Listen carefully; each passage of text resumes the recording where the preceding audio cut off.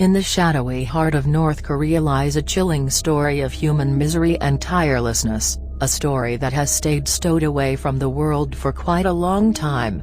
This is a story of constrained work, a dull feature of North Korea's set of experiences that has entrapped its residents in a snare of mistreatment. This text isn't an endeavor to praise or engender these abhorrences, however, to reveal insight into the troubling reality looked by innumerable North Koreans. Go along with us on this excursion through history, where we dig profound into the nerve-wracking advancement of constrained work in the cryptic system of North Korea.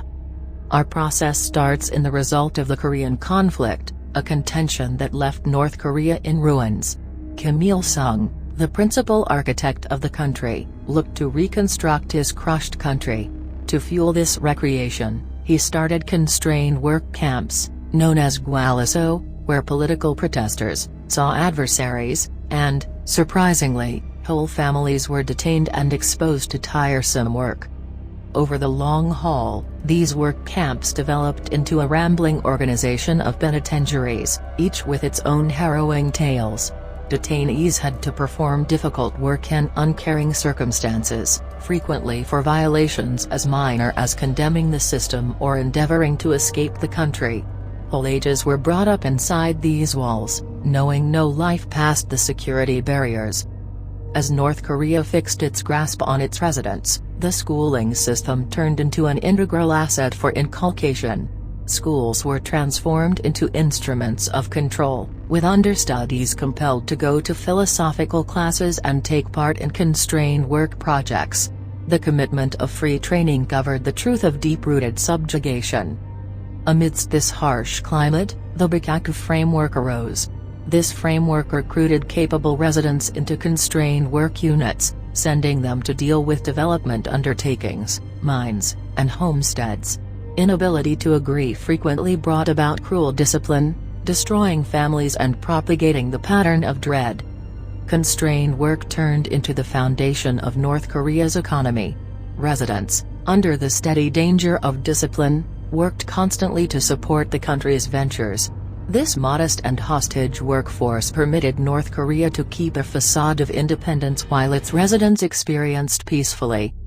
As murmurs of North Korea's denials of basic freedoms started to get away from its boundaries, the global local area raised its voice against the system's abusive practices.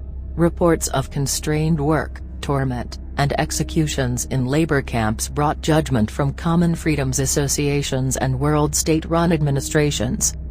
Notwithstanding the always-present trepidation, pockets of opposition started to arise inside North Korea. Daring people put their lives in danger to get away and share their. Notwithstanding the always-present trepidation, pockets of opposition started to arise inside North Korea. Daring people put their lives in danger to get away and share their accounts with the world.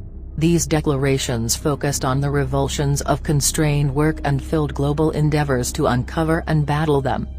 With the rising of Kim Jong-il, the system's strategies of control increased. The mystery-encompassing work camps developed, making it considerably harder for data to get away. The world watched with sickening dread as the undoing of North Koreans proceeded.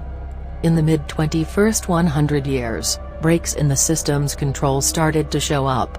Turncoats and activists, equipped with data, worked enthusiastically to uncover the detestations of constrained work. Their endeavors, however loaded with risk, ignited a worldwide development to address North Korea's denials of basic freedoms. The unified countries, prodded by mounting proof and worldwide tension, led examinations concerning North Korea's work camps. Goals were passed, censuring the system's activities and calling for responsibility. Sanctions were forced, and conciliatory endeavors heightened. In spite of these endeavors, the full degree of constrained work in North Korea stays slippery. The system's mystery and seclusion continue, leaving many inquiries unanswered. The enduring of innumerable people perseveres, and the world keeps on wrestling with the intricacies of tending to this emergency.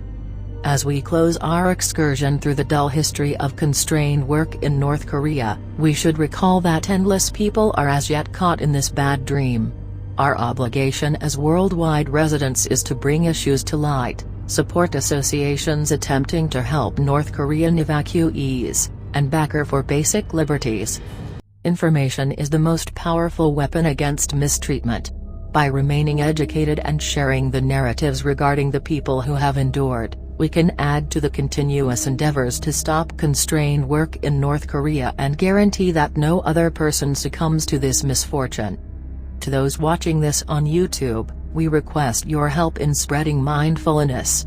Like and offer this video to assist with pointing out the predicament of North Koreans getting through constrained work. Buy into our feed to remain informed about basic freedoms issues around the world.